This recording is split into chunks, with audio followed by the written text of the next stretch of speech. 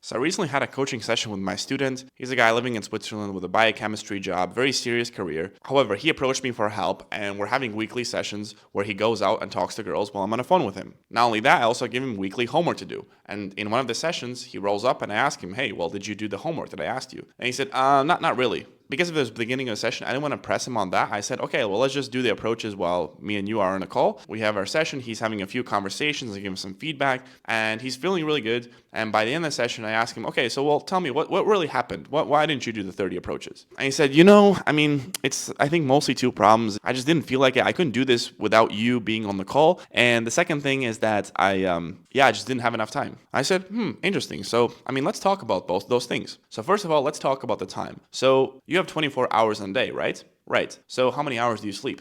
8 hours. Okay, so you sleep 8 hours. How many hours do you work?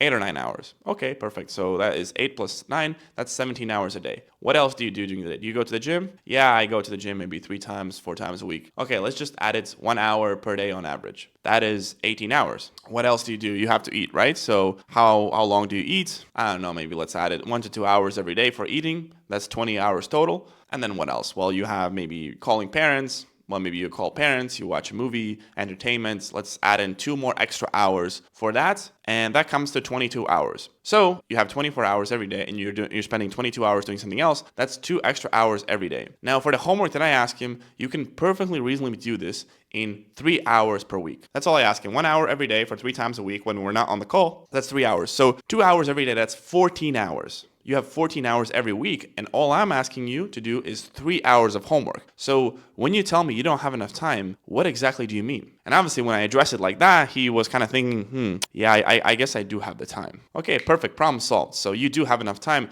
Now let's talk about the energy. So when you feel like you can't do approaches on your own without me on the call, what exactly do you mean? It's like, I have approach anxiety, and when you're on a call with me, you can kind of walk me through and what to do and what not to do. But when I'm alone and I have a homework to do, then I just cannot get over it. Okay, well, did you do the pre-approach habits that I taught you in the last session? Did you have a workout? Did you do meditation? Did you realign the goals that you and me set for you and wrote down? Did you look at that every time before you went out? And he's like, no, actually, I didn't do any of that, to be honest. And I said, well, you know that you're supposed to do these things to get yourself in the best potential state for approaching, and yet you didn't do them, so where's the problem? And again, just by looking in the mirror, he was able to see that he had issues approaching, but really he wasn't dealing with those issues properly. He wasn't putting 100% effort in dealing with them, but he was blaming some external excuse like not enough time or not enough energy, but he actually wasn't taking the necessary steps to reduce these problems. Now, obviously, that's one of the jobs of me, his mentor, to hold him accountable and to have this mirror against his face to say, like, look in the mirror, look what you've done, so where's the issue? And when we had this conversation, suddenly he became much more energetic. He was like, I guess, you're right. Like, I should do this. I have enough time.